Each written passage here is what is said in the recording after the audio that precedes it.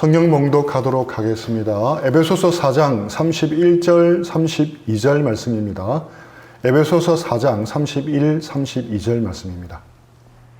너희는 모든 악독과 노함과 분냄과 떠드는 것과 비방하는 것을 모든 악의와 함께 버리고 서로 친절하게 하며 불쌍히 여기며 서로 용서하기를 하나님이 그리스도 안에서 너희를 용서하심과 같이 하라. 아멘. 우리는 그동안 옛사람이 아닌 새사람으로 실천해야 할 구체적인 삶의 모습들에 대해서 나누었습니다. 정직한 삶에 대해서, 분노에 대해서, 회개에 대해서, 말 사용에 대해서 연속으로 말씀을 나누었습니다. 오늘과 다음 주에는 용서에 대해서 말씀을 나누고자 합니다. 부산에 계신 한 목사님이 자신의 경험을 담아 용서에 대한 책을 쓸 계획이라며 책 제목을 미리 만들어 두었다고 합니다. 용서, 가장 힘든 일. 이 책 제목이 모든 것을 다 말해주고 있다는 느낌을 받았습니다. 그 목사님은 말하기를 사랑하라는 명령, 기도하라는 말씀, 감사하라는 말씀에는 억지로라도 순종할 마음이 있는데 용서만은 하기 싫었다고 합니다. 그만큼 이분이 받고 참아낸 상처가 컸던 것입니다. 이분이 당한 일 때문에 너무 억울하고 화가 머리 끝까지 치밀어 올랐지만 그렇게 10년을 참고 버티었다고 합니다. 그 사건을 경험한 후 10수년이라는 긴 세월이 흘러서 그때 일에 대해 책을 써내려갔는데 그 기억을 떠올리면서 다시 마음이 아파서 도저히 글을 쓸 수가 없을 정도였습니다. 여러분은 이 목사님처럼 용서가 가장 힘든 일이라는 것에 동의하십니까? 아직 이 말에 선뜻 동의가 되지 않을 수도 있습니다. 우리 가운데는 용서가 쉬웠다라고 생각하는 사람이 있을 수 있습니다. 그동안 용서하기 어려울 정도로 심한 상처를 받아본 적이 아직 없어서 그럴 수도 있습니다. 그러나 이런 경우는 많지 않을 것입니다. 보통의 심성을 지니고 있는 사람이라면 인생 여정에서 때로 심한 상처를 받게 마련입니다. 이것은 결코 피할 수 없습니다. 그래서 용서의 문제로 실험하게 되어 있습니다. 우리가 살아온 인생의 길이가 길면 길수록 이 말에 더 동의하리라 생각합니다. 2003년 10월 19일 저녁 6시 40분 고정은 씨가 퇴근을 하고 집에 벨을 눌러도 아무런 인기척이 없었습니다. 이상하다 여기며 문을 열고 들어가 보니 피비린내가 온 집안에 진동하고 있었습니다. 아내가 거실에서 괴한에게 난도질 당해 처참하게 죽어 있었습니다. 2층에 올라가 보니 4대 독자 외아들이 또한 칼에 찔려 끔찍한 모습으로 죽어 있었습니다. 다시 1층에 내려와서 화장실 옆으로 가보니 어머니도 역시 칼에 무참하게 찔려 죽어 있었습니다. 상상조차 할 수 없는 처참한 광경이었습니다. 사랑하는 세 사람의 처참한 죽음을 목격한 이후 고정은 씨의 마음속에는 오직 한 가지 생각밖에 없었다고 합니다. 범인을 반드시 잡아서 내 손으로 원수를 갚아야 되겠다. 반드시 복수해야 되겠다. 너무 괴로워서 죽으려는 생각도 했습니다. 세상을 보는 눈도 완전히 바뀌었습니다. 정오와 분노로 일그러졌습니다. 고정은 씨가 사랑하는 세 사람을 죽인 그 살인범은 바로 무려 23명이나 죽인 희대 연쇄 살인마 유영철이었습니다. 이런 연쇄 살인마 유영철 같은 사람도 용서해야 하겠습니까? 그런 사람도 용서받을 자격이 있겠습니까? 이런 끔찍한 정도는 아니지만 우리는 인생을 살아가면서 우리를 아프게 하는 크고 작은 일들을 정말 많이 만납니다. 우리에게 상처를 주는 사람도 참 많습니다. 우리에게 상처를 주는 사람만 있는 게 아니라 큰 손해를 끼치는 사람도 있습니다. 우리에게 정말 악하게 대하는 못된 사람도 있습니다. 이런 사람들도 모두 용서해야 하겠습니까? 답을 하기가 정말 쉽지 않습니다. 용서라는 단어는 그 자체만으로도 감동적인 느낌을 줍니다. 다른 사람들이 용서하는 것을 보면 모두 감동을 받습니다. 하지만 내가 누군가를 용서해야 될 경우라면 상황은 완전히 달라집니다. 용서를 말하기는 쉽지만 실제로 용서를 행하기는 너무 어렵습니다. 이 어려운 용서의 문제에 대해서 이번 주와 다음 주 2주에 걸쳐서 다루어 보기를 원합니다. 우리의 용서의 삶에 큰 진전이 있기를 기대하며 기도합니다. 먼저 우리는 용서가 과연 무엇인지 한번 생각해 보기를 원합니다. 용서란 무엇입니까? 자주 쓰는 말일수록 정의하기가 쉽지 않을 때가 많습니다. 도대체 용서가 무엇입니까? 누가 제게 물어본다면 어떻게 대답할지 생각을 해보았습니다. 막상 대답하려니까 그렇게 쉽지 않았습니다. 여러분은 용서가 무엇이라고 생각하십니까?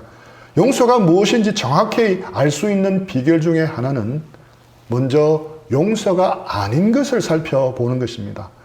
용서가 아닌 것을 알면 용서에 대해 우리가 가지고 있는 선입견과 오해가 풀릴 수 있기 때문입니다. 첫째, 용서는 상대방을 이해하는 것이 아닙니다. 이해하면 용서하기가 쉬워집니다. 하지만 반드시 이해를 해야만 용서하는 것은 아닙니다.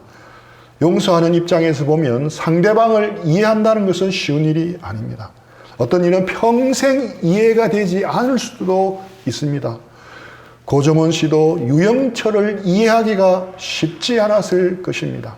만일 이해가 되어야 용서한다면 어떤 사람은 죽을 때까지 용서할 수 없을 것입니다. 이해가 되지 않아도 용서할 수 있습니다.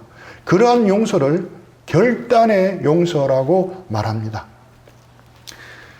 둘째, 용서가 화해를 의미하지는 않습니다. 즉, 진정한 용서는 화해를 포함하고 있지만 용서와 화해는 반드시 같은 의미가 아닙니다. 화해가 이루어지지 않아도 용서는 가능합니다. 왜냐하면 용서는 혼자서 할 수 있는 일이지만 화해는 혼자서는 할 수 없기 때문입니다. 상대방의 몫도 있기 때문입니다. 어그러진 관계를 고치는 것을 우리는 용서라고 부르고 고쳐진 상태를 화해라고 부릅니다. 용서는 어그러진 관계를 고치는 첫 단계이고 화해는 그 단계의 완성이라 할 수 있습니다. 용서는 화해를 향한 첫걸음이고 화해는 용서의 완성입니다. 용서는 내 마음에서 시작하지만 화해는 상처를 준 상대와의 관계에서 이루어져야 합니다. 용서를 거쳐서 화해의 단계까지 가야만 상처는 온전히 봉합됩니다. 하지만 그것이 동시에 이루어지지 않을 수 있음도 인정해야 하는 것입니다. 셋째, 용서는 있는 것이 아닙니다. 용서에 대한 오해 중에 가장 많은 부분이 용서한다는 것은 잊어버리는 것이라고 생각하는 것입니다. 그래서 자신이 잊지 못하면 용서하지 않은 것으로 오해를 합니다.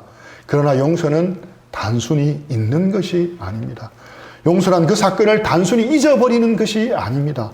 용서는 우리가 사람과 사건에 대해 겪은 일에 대해 재해석을 할 수 있게 되는 것입니다. 그는 13남매의 10번째 아들로 태어났습니다. 어머니가 4명이나 되는 복잡한 가정사가 있었습니다. 하지만 다행히 그는 아버지가 가장 사랑하는 본부인 밑에서 태어난 첫 번째 아들이었습니다.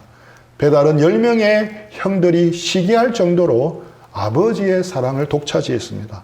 부족함이 없는 부유한 집의 아들로 자랐습니다. 아무 부족함이 없을 뿐만 아니라 그에게는 꿈이 있었습니다. 하나님이 주신 꿈이 있었습니다. 모든 것이 잘 되고 나쁜 일이라고는 그의 인생에 끼어들 틈이 없었습니다. 마냥 화창한 봄날 같고 아스팔트 길 같은 줄 알았던 그의 인생이 한순간에 끝없이 추락하고 말았습니다. 기구한 인생이 되어버렸습니다. 형들이 아버지의 특별한 사랑을 독차지하는 그를 시샘하는 것이 극에 달했습니다.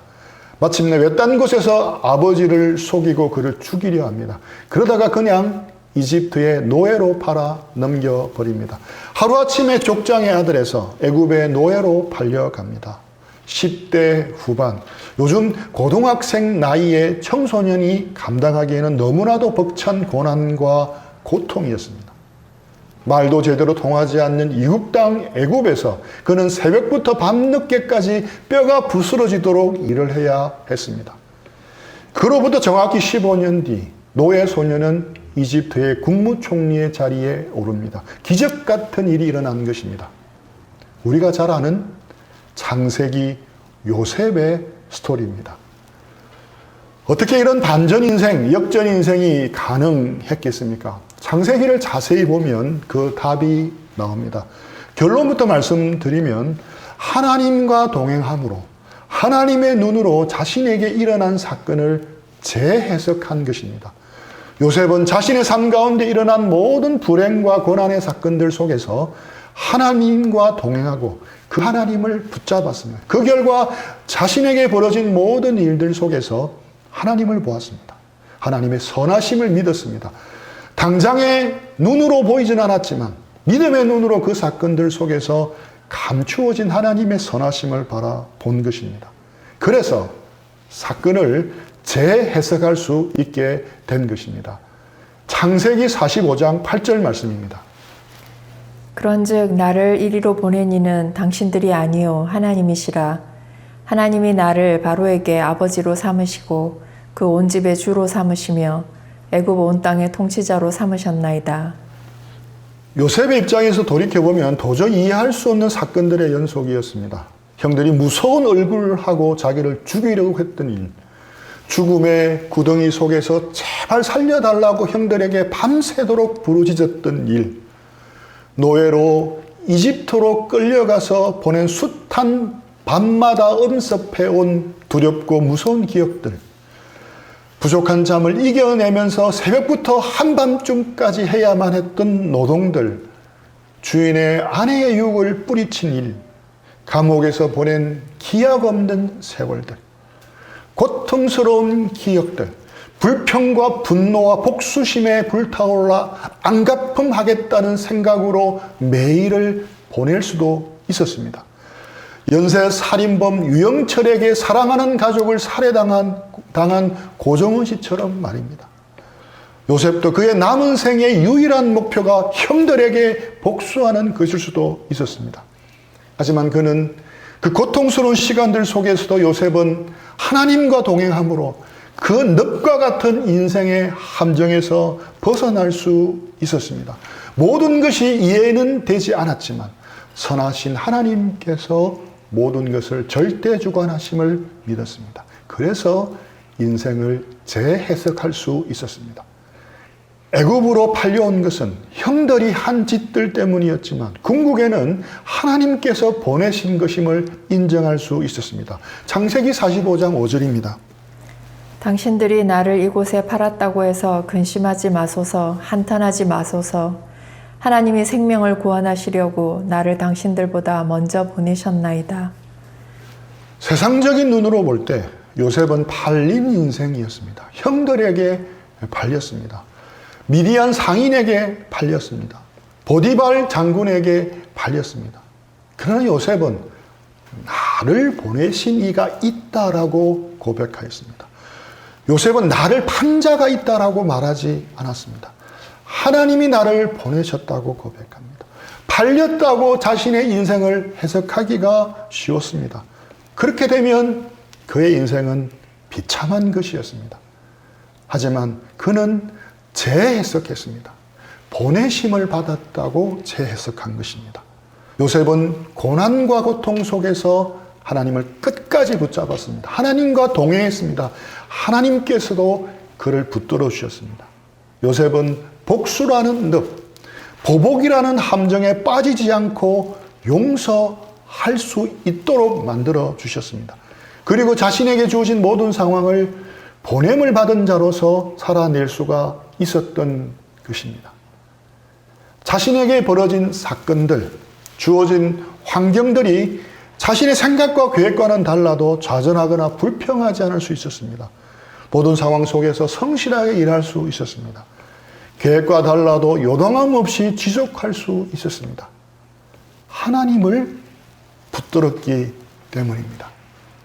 요셉은 형들을 용서했습니다. 하지만 잊어버린 것이 아니었습니다. 기억에서 지워버린 것도 아니었습니다. 기억에서 지워버릴 수도 없었습니다.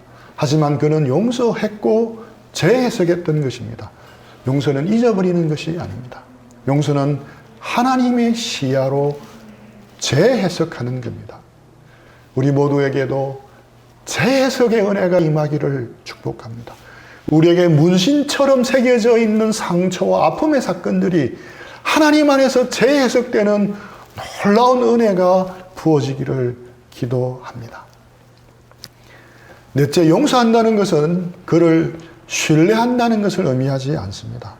나에게 피해와 상처를 준 사람을 용서할 수 있지만 그를 신뢰하는 것은 쉬운 일이 아닙니다. 신뢰는 상대방이 나에게 하는 행동이 쌓여 생기는 열매이므로 많은 시간이 필요합니다.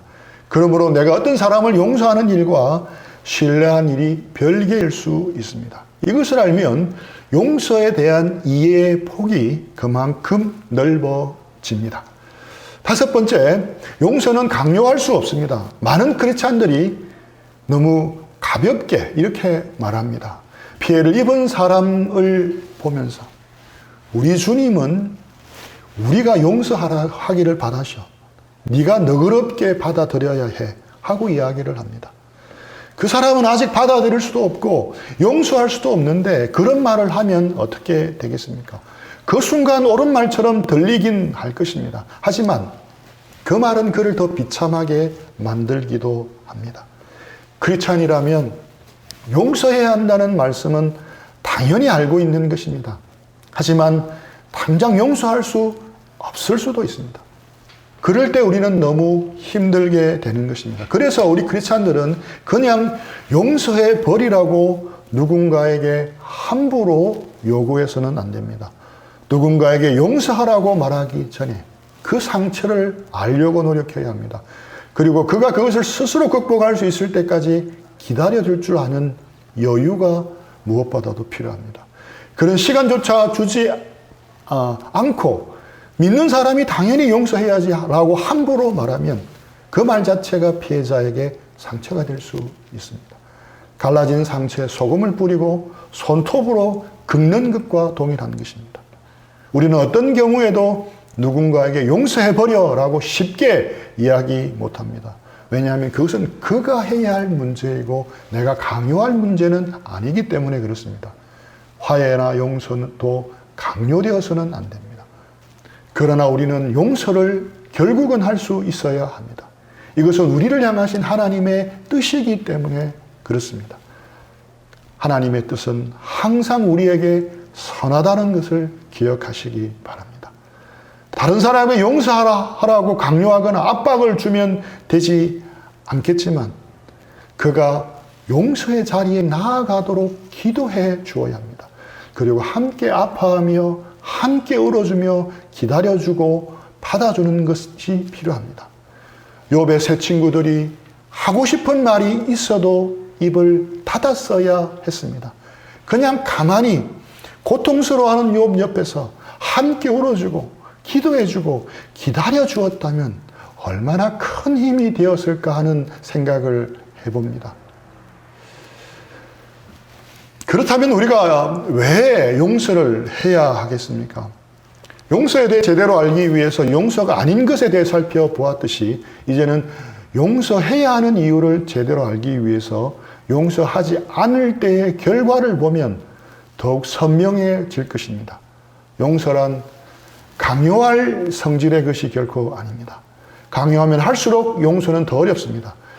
용서하지 않는 영혼에 하나님의 심판이 임할 것이라고 위협함으로써 용서를 유도하는 설교자보다 더 변변치 못한 설교자는 없다는 말이 있습니다.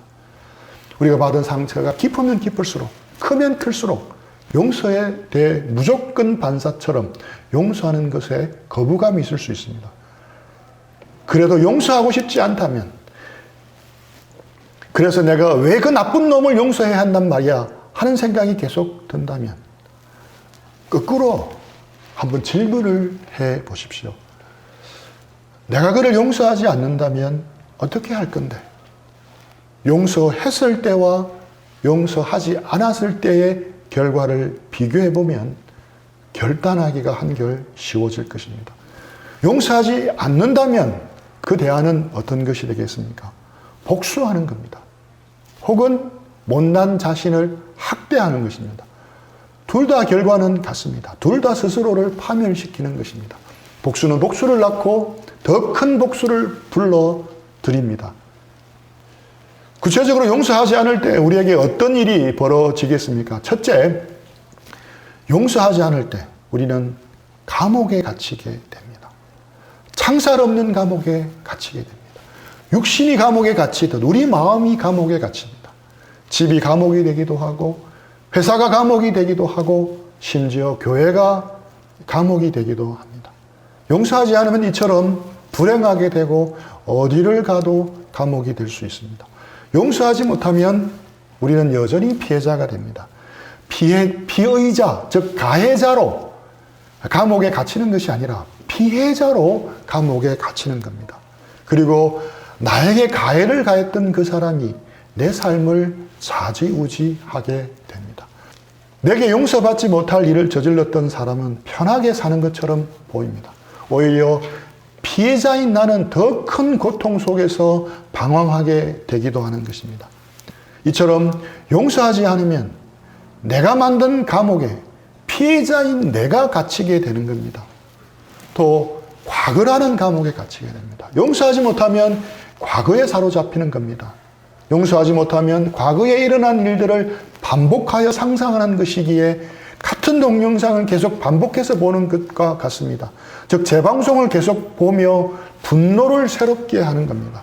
이렇게 품은 분노는 자신의 삶을 지옥 같은 감옥으로 만들어버립니다. 분노 혹은 앙심을 뜻하는 영어 단어인 resentment는 다시라는 뜻의 리와 느끼다는 뜻의 젠먼트가 합해진 단어입니다. 과거에 받은 상처를 돌아보면서 거듭거듭 느끼는 것이 분노요 앙심입니다. 이미 지나간 과거를 끊임없이 현재의 사건으로 만드는 어리석은 행동입니다. 누가 그렇게 만든 것이 아닙니다. 스스로 그렇게 하는 것입니다. 스스로에게 형벌을 가하는 겁니다. 그래서 견디기 어렵습니다. 이는 마치 스스로를 결박하고 고문하는 것과 같습니다. 이런 감정의 감옥에서 벗어나기를 원한다면 용서하고 화해하는 것 외에는 다른 길이 없습니다. 그런데 그것이 어렵습니다. 해도 안 될 때가 있습니다. 그러니 괴롭습니다. 그래서 우리는 용서의 자리로 나아갈 수 있도록 기도해야만 합니다. 둘째, 용서하지 않을 때 우리는 생의 에너지가 소진됩니다. 용서하지 않을 때 에너지 뱀파이어에게 물려서 우리의 에너지가 다 빨리게 되는 것입니다. 어떤 사람이 10년 전에 결정적인 사건으로 피해를 보았습니다. 그 충격으로 10년 동안 그 사람을 미워하며 삽니다. 그러다가 우울증에 걸려 폐인처럼 산다면 그것은 생의 에너지가 다 소진된 경우입니다. 10년 전에 한 번 당한 일이지만 용서하지 않고 끊임없이 그 일을 생각함으로 스스로를 파괴한 것입니다. 충격적인 일은 한 번 당했지만 그것을 생각하며 미워하면 미워할수록 우리의 몸은 10년 전 당할 때와 같은 화학적 반응을 합니다. 그래서 용서하지 않으면 반드시 건강을 해치게 됩니다. 그리고 용서하지 않으면 오늘과 미래를 즐길 수 없습니다.